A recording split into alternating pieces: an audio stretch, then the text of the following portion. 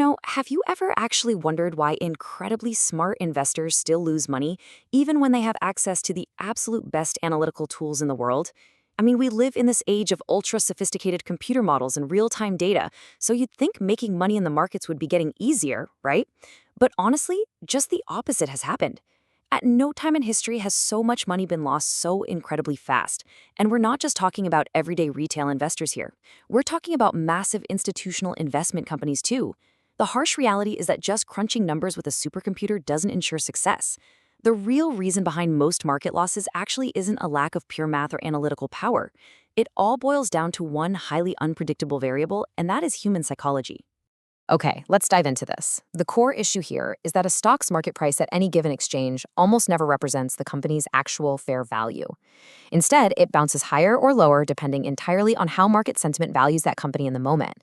Over the past couple of years, this disconnect between market cap and fair value has become, frankly, painfully obvious.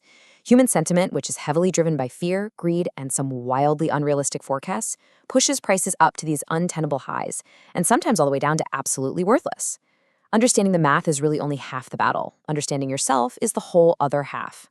So welcome to this explainer on trading psychology and investor behavior. Today, we're going to distill 13 essential psychological guidelines for systematic investing.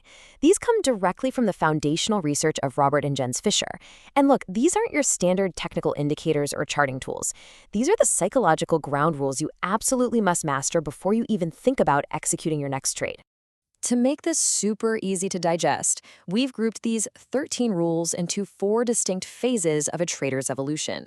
First step is internal mastery. Next, we'll cover surviving the drawdowns. Then, the cold execution.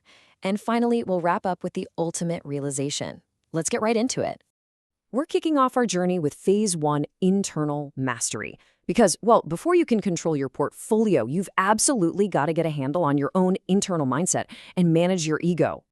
So the crucial point is captured right here in Rule 1, know yourself. Listen, if you're sitting there literally sweating while watching the price swings of your investment, something is fundamentally broken.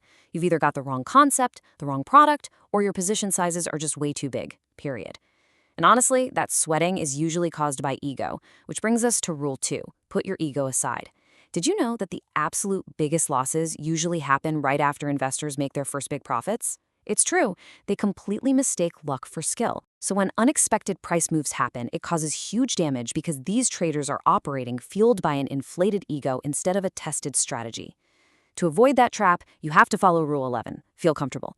A truly successful trader starts their day with a tested concept that they can execute comfortably, totally ignoring the market noise. If you're sweating, you aren't comfortable, and your setup is flawed. Now, finding that internal comfort relies heavily on Rule 6, which is knowing your pain level. Look, every single investment strategy out there has its pros and cons. There is simply no perfect trading concept, unless someone found a magic niche market and they're keeping really quiet about it. Because of this, every strategy comes with a predetermined pain level. Think of it as a threshold of acceptable loss that you have to identify beforehand. The biggest disasters happen when traders impulsively jump from one strategy to another just to follow short-term sentiment. And why do they do that? Usually because their specific pain level got breached and they totally panicked. You need to know your pain level before you execute the strategy, and you have to stick with it. Moving right along to Phase 2, surviving the drawdowns. This is where we tackle the harsh, deeply difficult, but totally inevitable reality of living with losses in the market. Rule 3 tells us straight up, hoping and praying do not guarantee success. It's crazy how many traders repeat the exact same mistake. They'll lock in these tiny profits super quickly, but then they let their losses just run and run. Sitting there hoping that a losing position will magically turn back into a profit if you just wait a little bit longer? That isn't investing, that's just gambling. Systematic investing means aiming for the best average performance, which absolutely requires placing a stop loss with every single position and knowing your exact profit target out front. And then there's Rule 4, learn to live with losses. Look, we all love profits, but we absolutely despise losses. But a loss isn't just about the price dropping below your entry point. Think about it. If you have a position sitting on 100% paper profit and you fail to act, eventually liquidating it right back at your original entry price, yeah, that is still a massive loss to your account, even if your brain tries to trick you into thinking it was just a break-even trade. Now, I really need you to focus completely on this next concept. Rule 5, never ever double your losses. I'm totally serious. Almost all of the huge, catastrophic bankruptcies in trading companies worldwide happened because someone decided to double up on losing positions. Hoping to recover your losses through additional leverage? It never, ever works, unless you were just ridiculously lucky. And as systematic investors, we do not rely on luck. Now, you might be looking at this and thinking, wait a minute, what about dollar cost averaging? And that's a really great point. Dollar cost averaging, which is building your position step by step, is actually one of the best strategies for investors. But, and this is a massive but, it only works if it is executed systematically as part of a predetermined long-term strategy. That is entirely different from doubling down in a blind panic, throwing in extra leverage, and just hoping to magically recover a loss on a trade that's rapidly going south. One is a tested mathematical approach. The other is just reckless gambling. All right, we've made it to phase 3, the cold execution. We are officially moving from managing our internal feelings to taking systematic, cold, hard action in the markets. And this brilliantly illustrates a major conflict that absolutely every trader faces: intuition versus a trading plan. According to Rule 9, speculating based on intuition and news is incredibly dangerous. Why? Well, because all that information flashing across the tickers, the newsletters, or on social media, it's already old news by the time it reaches your screen. There will literally always be someone with faster access who has already priced it in. Instead, you've got to rely on Rule 10, the importance of a trading plan. The real secret to success on the exchanges isn't about making money fast. It's about making it consistently.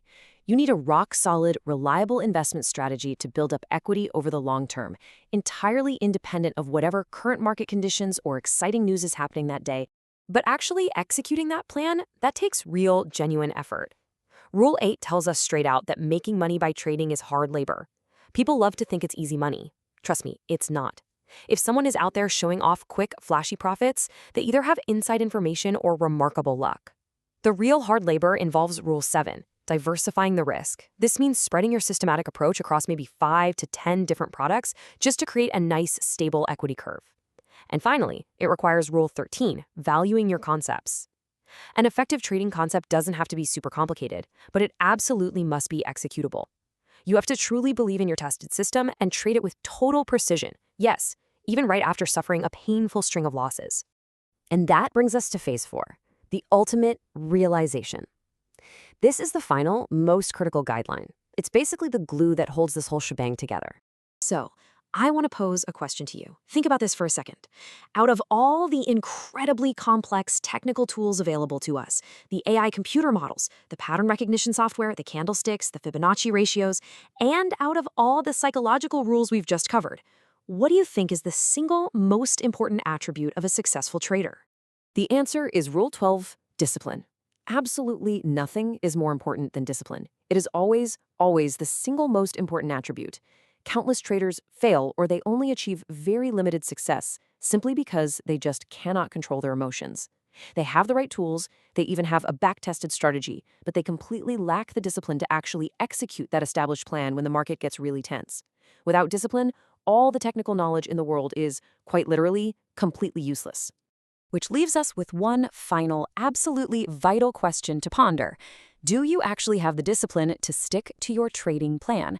Before you boot up your charting software tomorrow morning, before you look at the next ticker symbol, and certainly before you execute your next trade, you really need to ask yourself if you have truly mastered the psychology required to succeed. Because at the end of the day, it's not actually the market you're trying to beat, it's yourself.